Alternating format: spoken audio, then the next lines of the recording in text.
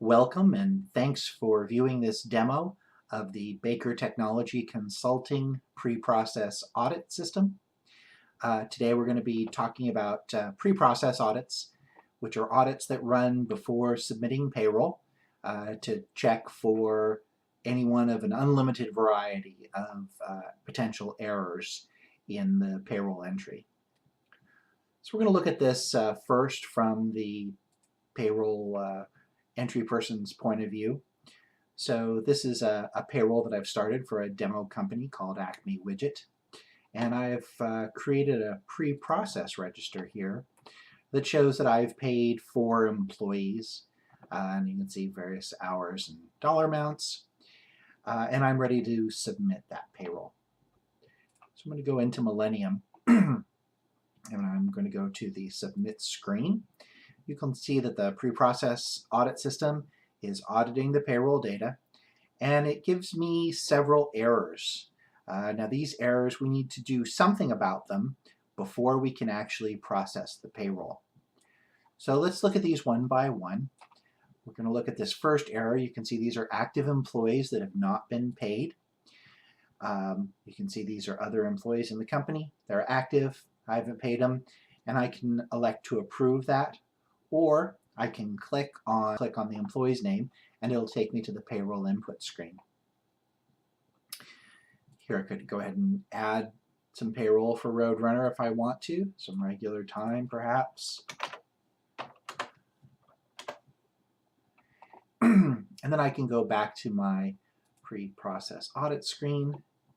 It's going to audit the payroll again. You'll see that Roadrunner is going to disappear from this list. So we'll leave these other employees unpaid, and I'm going to go ahead and approve this audit. So some audits can be configured to be approvable. Some you might require that they have a mandatory correction, like in this case where you have a missing base rate or multiple current rates. You can also configure it so that only users with certain authority can approve an audit that hasn't been corrected. So maybe a supervisor will need to log in and approve it before the payroll can be submitted. So moving on to our next, we have a high pay audit here. So we can see Wile E. Coyote has been paid 165 hours. And if we look at our audit management console, this is where we manage the different audits. We can pick from a wide variety of built-in audits. This audit is enabled. It looks for high pay, and it gives you a description here. The employee was paid over 150 hours or more than $10,000. Here you can specify who is able to approve the audit. If you wanted it to be completely not approvable, have a mandatory correction, you would untick that box. And if anybody could approve it, you wouldn't have any approval rules here. Here are the databases that the audit can run against.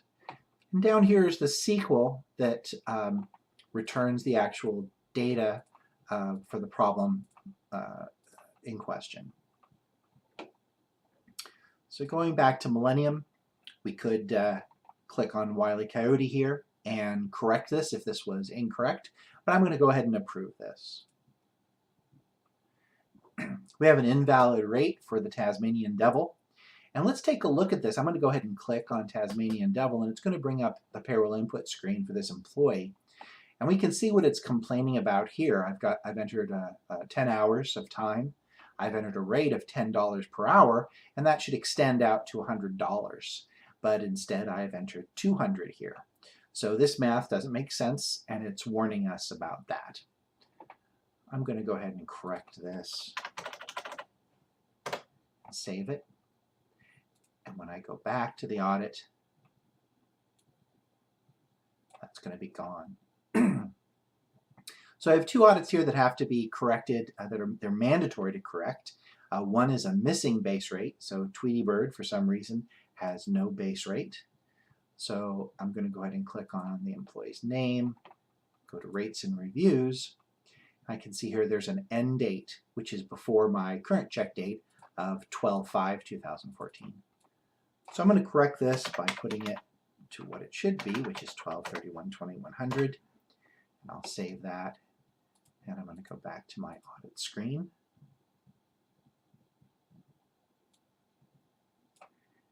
Let's take a look at Daffy Duck. He's got multiple current base rates. Click on him, look at rates and reviews. We can see, oh, somebody failed to put a proper end date on the old rate. So I'm going to go ahead and put that in here. Save it. Go back to my audit screen.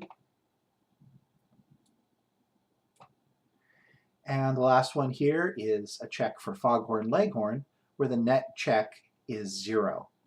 So I want to see what that's about. And I see that, oh, Foghorn is putting all of his 401k, excuse me, all of his salary into his Roth 401k, all of his net pay. So that's why it's 0, and that's okay with me. So at this point, I could approve the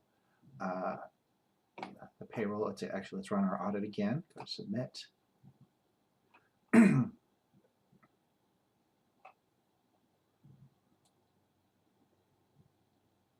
And I'm going to approve that audit. And now I have the option to close and submit my payroll. So we can see how the payroll pre-process audit system has prevented us from letting some bad data get into our payroll.